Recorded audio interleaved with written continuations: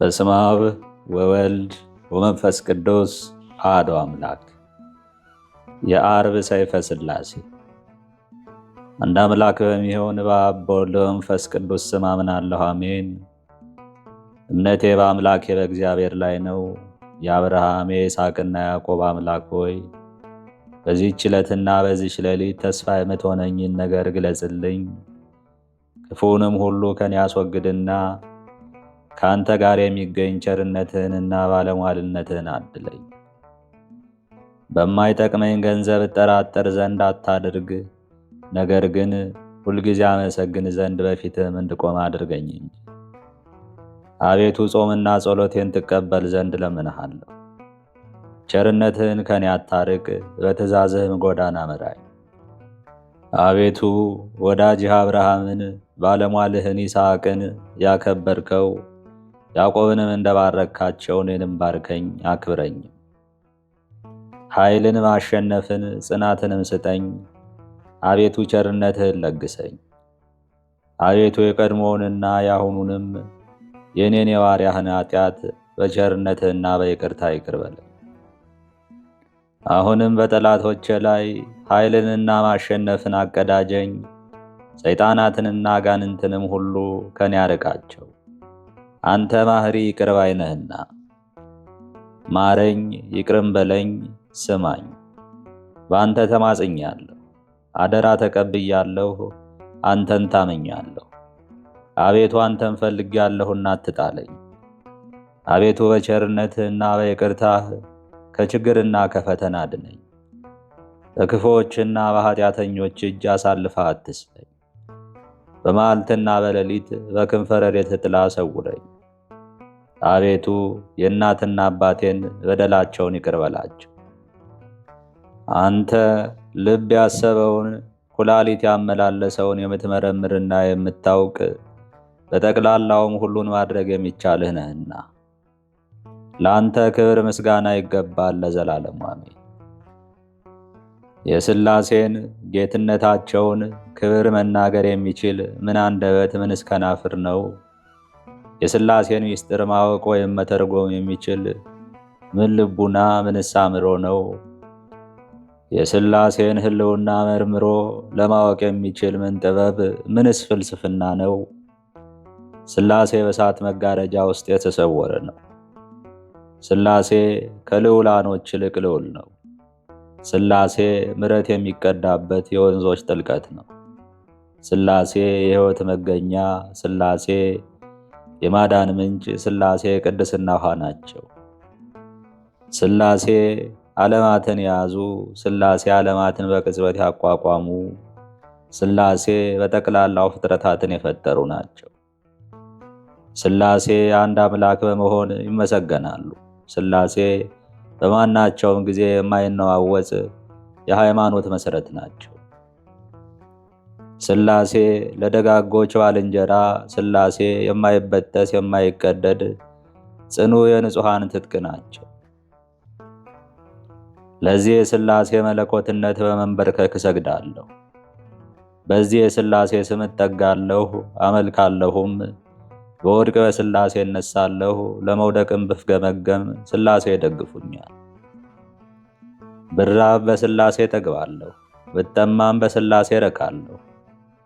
ድሃ ብሆን በሥላሴ በለጽጋለሁ፣ ብራቆት በሥላሴ ቸርነት መጎናጸፊያ አጎናጸፋለሁ።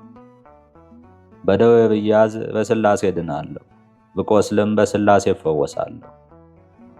ብስጭት ቢደርስብኝ በሥላሴ እደሰታለሁ፣ ሐዘን ቢያገኘኝም በሥላሴ እጽናናለሁ። ብታመም በሥላሴ ቸርነት እድናለሁ፣ ብሞትም በሥላሴ ሕይወት እነሳለሁ። ሥላሴ የራሴ አክሊል ናቸው። ሥላሴ የአንጻረ ገጽታዬ ማማተቢያ ናቸው። ሥላሴ የዓይኖቼ ብርሃን ናቸው። ሥላሴ የጆሮዬ መስሚያ፣ ሥላሴ የጉንጮቼ ወዝ፣ ሥላሴ አፍ መክፈቻዬ ናቸው። ሥላሴ የከናፍሬን ያነጋገር አልጫነት የሚያጣፍጡ መለኮታዊ ጨው ናቸው። ሥላሴ የነፍስና የሥጋዬ ጌጥ ወይም ሽልማት ናቸው። በምድርም በሰማይም ያለ ሥላሴ መጋጋጫ ወይም መመኪያ የለም። የበደል ሐሩር ቢያቃጥለኝ በሥላሴ እጠለላለሁ። የኃጢአት ነፋስ ቢያጠወልገኝም በሥላሴ ለመልማለሁ። ጠላቶቼ ቢከቡኝ በሥላሴ እከለከላለሁ። ባለንጋራዎቼም በእኔ ላይ ተንኰልም ቢያሴሩ አልፈራቸውም። የሥላሴ መለኮት ከእኔ ጋር ነውና። ሥላሴ ከልጅነቴ ጀምሮ ተስፋዬ ናቸው። ሥላሴ የእርጅና የዘመን ምርኩዝ ናቸው። የሥላሴ መለኮት ሰይፌ ነው። የሥላሴ መለኮት ጦሬ ወይም ቀስቴ ነው። የሥላሴ መለኮት ጋሻዬ ነው። የሥላሴ መለኮት ከጠላቶቼ ፊት መሸሸጊያዬ ነው። በሥላሴ መለኮት ጠላቴን ድል እነሳለሁ። ሥላሴ የሕይወቴ እንክብካቤ ናቸው። ሥላሴ የዓይኔ ብርሃን ናቸው። ሥላሴ በጨለማ ያበሩልኛል። ሥላሴ መድኃኒቴ ቀንድ ነው። ሥላሴ የደረቴ ጌጥ ነው። ሥላሴ የአንገቴ ማዕተብ ነው። ሥላሴ ከድካሜ ያጸናኛል። ሥላሴ ኃይሌና መጠጊያዬ ነው። ሥላሴ መጠጊያዬ ቦታዬ ነው። ሥላሴ መታመኛዬ ነው። ከእናቴ ማዕፀን ጀምሮ በሥላሴ ጸንቼ እኖራለሁ። ይህን ላደረገልኝ ለሥላሴ ምን ወሮታ እከፍላለሁ? በልዩ ችሎታው ለፈጠረኝ ለሥላሴ ምስጋና ይገባል። በቸርነቱ ላሳደገኝ ለሥላሴ ምስጋና ይገባል። በመሐሪነቱ ጠብቆ እስከዚህ ሰዓት ላደረሰኝ ለሥላሴ ምስጋና ይገባል። በማዳን ችሎታው ላዳነኝ ለሥላሴ ምስጋና ይገባል።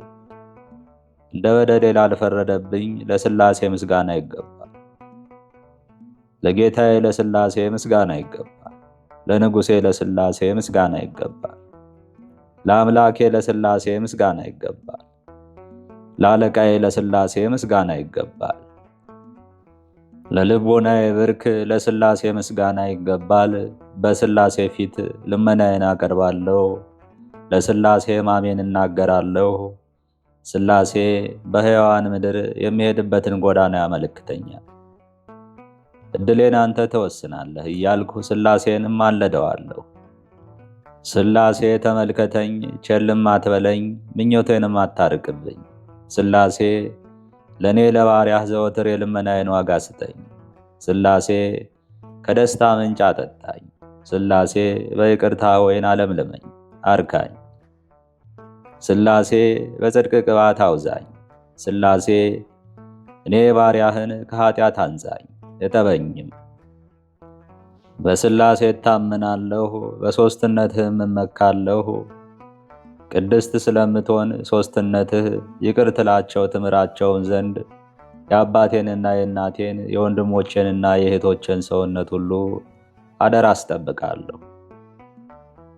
ዳግመኛም እኔን ባሪያህን በሰላምና በጤንነት ታኖረኝ ዘንድ እማጸንሃለሁ። አዳራሹ ጽርሐ አርያም ለሆነ ለእግዚአብሔር ምስጋና ይገባል። መገኛው በአጸደ ትጉሃን ለሆነ ለእግዚአብሔር ምስጋና ይገባል። ማደሪያውን በኢዮር ሰማይ ላደረገ ለእግዚአብሔር ምስጋና ይገባል። የጽድቅ መብረቅና የሕይወት ነጎድጓድ ከዙፋኑና ከመንበሩ ስር ለሚወጡ ለእግዚአብሔር ምስጋና ይገባል። መቅደሱን በተራራ ላይ ላደረገ ለእግዚአብሔር ምስጋና ይገባል። መቀመጫው የእሳት አትሮንስ ለሆነ ለእግዚአብሔር ምስጋና ይገባል። ቃሉ ለማይታበል ለእግዚአብሔር ምስጋና ይገባል። ድንኳኑን የብርሃን ላደረገ ለእግዚአብሔር ምስጋና ይገባል። አዳራሹን በውኃ ለታታ ለእግዚአብሔር ምስጋና ይገባል።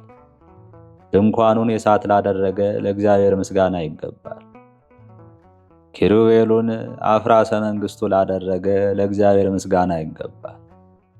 መልእክተኞቹን በይቅርታ ደመና ለላከ ለእግዚአብሔር ምስጋና ይገባል።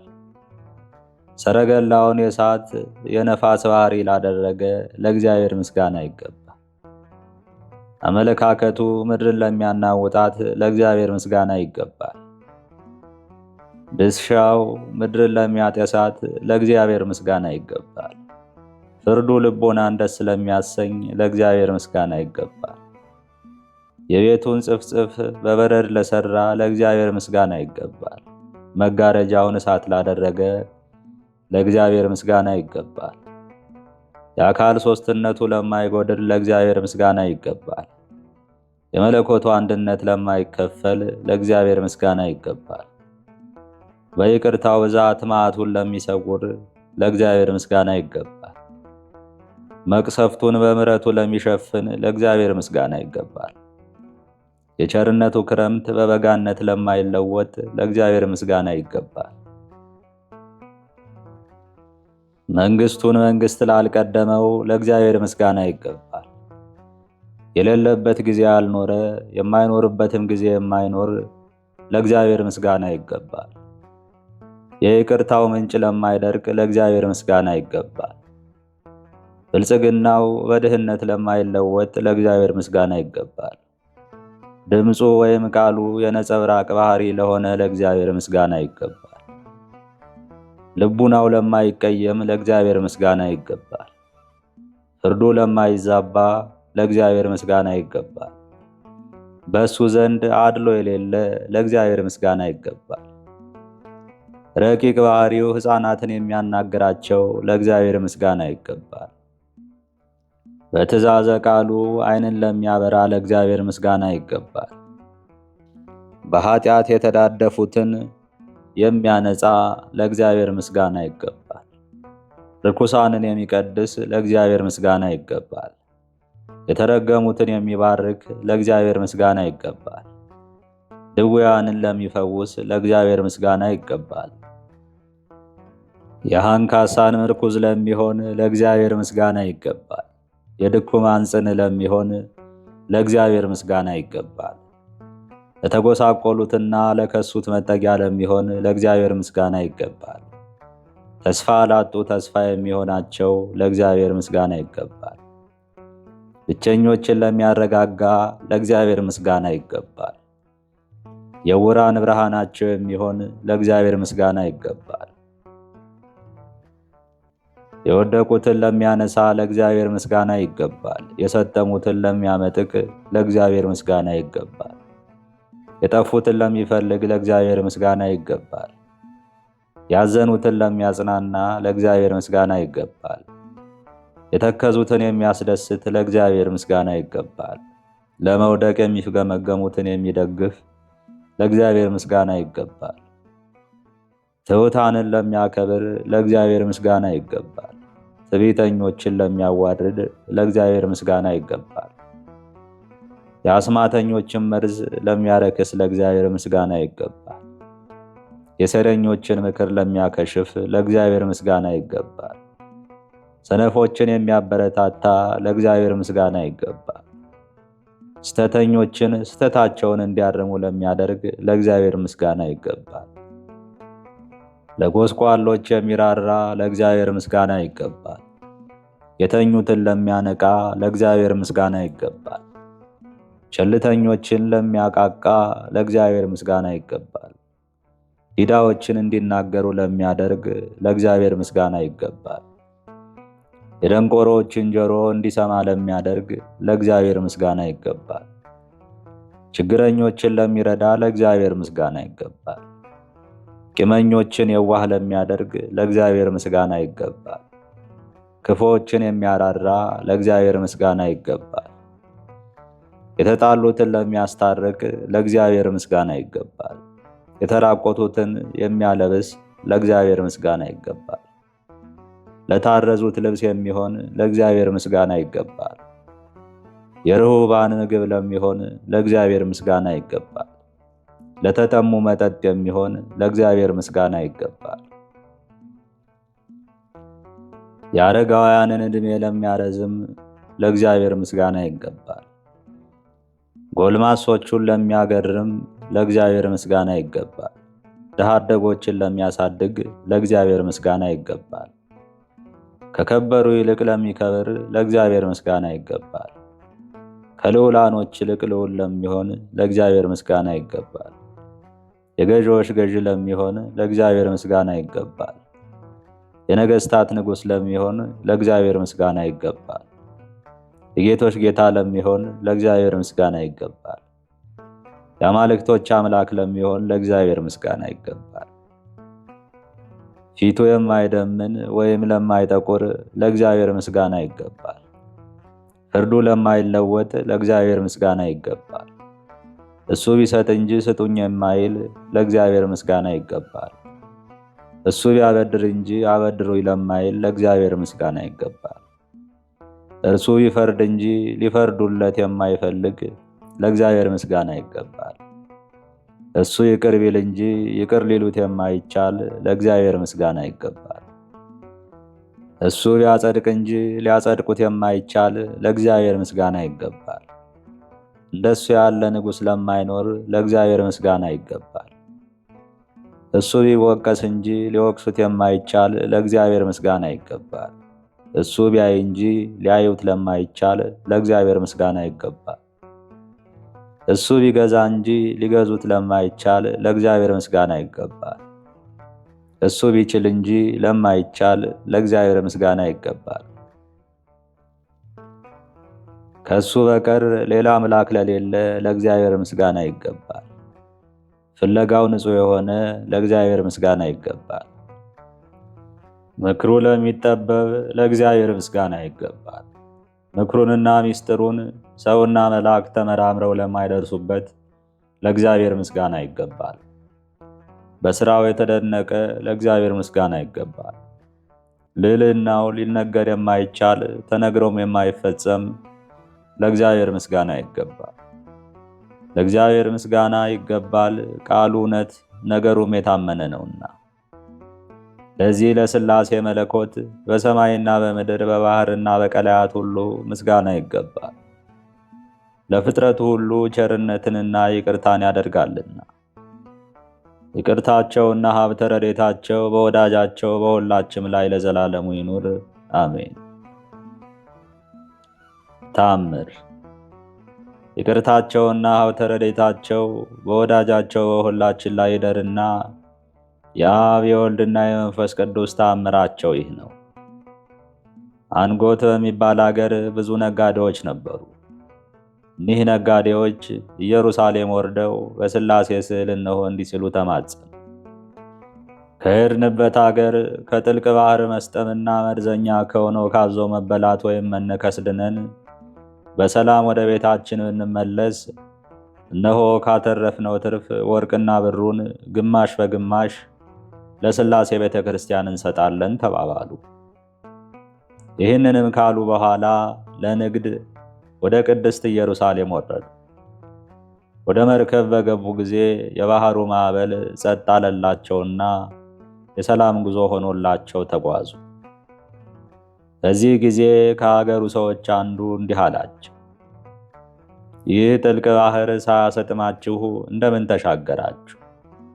ሰውን የሚውጥ አዞውስ እንዴት ሳያገኛችሁ ቀረ? አላቸው። እኒህ ነጋዴዎችም በእምነታችን መሠረት በብዙ ወርቅ የሥላሴን መርከብ ተከራየን፣ የሥላሴ ብፅዓትን አደረግን። ወደ ሀገራችንም በሰላም በደህንነት ብንመለስ ከገንዘባችን ሁሉ እኩሌታውን ለሥላሴ ቤተ ክርስቲያን ብፅዓት አድርገን እንሰጣለን ብለናል አሉት። ከጥቂት ቀን በኋላም እኒህ ነጋዴዎች ወደ ሀገራቸው ለመመለስ በተነሱ ጊዜ ከመካከላቸው አንዱ ነጋዴ ወንድሞቼ ሆይ ተሻግረን እዚህ ለመድረስ አስቀድመን የተናገርነውን አንርሳ፣ በማናውቀውም ሀገር ብዙ ወርቅና ብር አትርፈናልና ብፅዓታችንን ወይም ስለታችንን እንዳንተው ሲል አሳሰባቸው። አሁንም ወንድሞቼ ሆይ በእውነት የምነግራችሁን ስሙኝ። እንደ ስለታችን ከገንዘባችን ካልሰጠን ዳግመኛ ለንግድ በምንሄድበት ጊዜ እኒህ ሦስቱ ሥላሴ ገንዘባችንን ሁሉ ያጠፉብናል አላቸው። እነሱ ግን እኛ አንድ ብር እንኳ አንሰጥም፣ አንተ ግን ከፈለክ ስጥ፣ ለራስህም አንተ ራስህ ወቅ። እኛስ ነገርህን አንሰማም፣ እንዳንተ የዓለም መካሪ አንሻም፣ በሥላሴ ስም ከቶ አልተማጸንምና አሉት። ይህም ነጋዴ ወንድሞቼ ሆይ የተናገራችሁትን ቃል እንዴት ታጥፋላችሁ? ወይም እኮ ሰይጣን ኃላፊና ጠፊ በሚሆን በገንዘብ ፍቅር አታለላችሁን? ይህ በቅድስት ሥላሴ ፍቅር የተጠመደ ነጋዴም ይህን ተናግሮ ዝም አለ። ከዚህ በኋላ ወደ ሀገራቸው ይመለሱ ዘንድ ወደ መርከብ ተመለሱ። በዚህ ጊዜ ከነፋሱ ኃይል የተነሳ መርከቡ ተነዋወጠ፣ ሊያሰጥማቸውም ተቃረበ። በዚህ ጊዜ መርከቡ ተሰበረና ሰዎቹ በባህር ውስጥ ሰጠሙ። ይህን ታማኝ ነጋዴ ግን ሥላሴ ከባህር ውስጥ አውጥተው ከባህር ዳርቻ አስቀመጡት። ከጣፈጠ አነጋገርህ የተነሳ ታማኝ አገልጋይ አደረግንህ አሉት። እንግዲህ ያንተን ገንዘብ አንፈልግም፣ እምነትህ ይበቃናል። እነዚህ ከሃዲዎች ጓደኞች ግን በጥልቅ ባህር ውስጥ እንደሰጠሙ ተመልከት፣ አስተውልም አሉት። እንግዲህ አንተ ወደ ምድረ አንጎት ውረድና የሆነውን ነገር ሁሉ ለዘመዶቻቸውና ለቤተሰቦቻቸው ሁሉ ንገር አሉት። ነጋዴውም እናንተ የሀገር ታላላቅ አባቶች ሆይ እናንተ እነማን ናችሁ? ስማችሁስ ማን ይባላል? አላቸው። እነሱም እኛ ዓለሙን ሁሉ የፈጠርን ሥላሴ እንባላለን አሉት። ይህንንም ቃል ከአብና ከወልድ ከመንፈስ ቅዱስ አንደበት በሰማ ጊዜ ፈጽሞ ደስ አለው። የደረሰበትን ነገር ሁሉ ነጋዴዎቹም በከንቱ እንደጠፉና እሱ ግን ሥላሴዎችን በማመን እንደዳነ ለአንጎት ሰዎች ነገራቸው። ይህን የሰሙ ሰዎች ሁሉ ስለ ነጋዴዎቹ የተደረገው ነገር ሁሉ እጅግ አስደናቂ ነው በማለት አደነቁ። በዚህ ጊዜ ይህ ነጋዴ ብሩንና ወርቁን ሁሉ ለድሆችና ለችግረኞች በሥላሴ ስም መጸወተ። ኃላፊና ጠፊ ከሚሆን ከዚህ ዓለም ድካም እስካረፈ ድረስ በየወሩ በ7 ቀን ይልቁንም በጥርና በሐምሌ ወር የበዓላቸውን መታሰቢያ አብዝቶ ያደርግ ጀመር። ይቅርታቸውና ሀብተ ረድኤታቸው ከወዳጃቸው ከሁላችን ጋር ለዘላለሙ ጸንቶ ይኑር አሜን። አባታችን ሆይ በሰማያት የምትኖር፣ ስምህ ይቀደስ፣ መንግሥትህም ትምጣ፣ ፈቃድህ በሰማይ እንደሆነች እንዲሁም በምድር ትሁን። የዕለት እንጀራችን ስጠን ዛሬ፣ በደላችንም ይቅር በለን እኛም የበደሉንን ይቅር እንደምንል፣ አቤት ወደ ፈተናም አታግባን ከክፉ ሁሉ አድነን እንጂ መንግሥት ያንተ ናትና ኃይል፣ ክብር፣ ምስጋና ለዘላለሙ አሜን። እመቤቴ ማርያም ሆይ በመልአኩ በቅዱስ ገብርኤል ሰላምታ ሰላም እልሻለሁ። በሐሳብሽ ድንግል ነሽ፣ በሥጋሽም ድንግል ነሽ። የአሸናፊ እግዚአብሔር እናት ሆይ ሰላምታ ላንቺ ይገባል። ከሴቶች ሁሉ ተለይተሽ አንቺ የተባረክሽ ነሽና የማፀንሽም ፍሬ የተባረከ ነው። ጸጋን የተመላሽ ቅድስት ሆይ ደስ ይበልሽ፣ ልዑል እግዚአብሔር ከአንቺ ጋር ነውና ከተወደደው ልጅሽ ከጌታችን ከመድኃኒታችን ከኢየሱስ ክርስቶስ ዘንድ ይቅርታና ምሕረትን ለምኝልን ኃጢአታችን ያስተሰርይልን ዘንድ ለዘላለሙ አሜን። ምስጋና ይሁን አንድ አምላክ ለሚሆን ለአብ ለወልድ ለመንፈስ ቅዱስ እስከ ዘላለሙ ድረስ አሜን።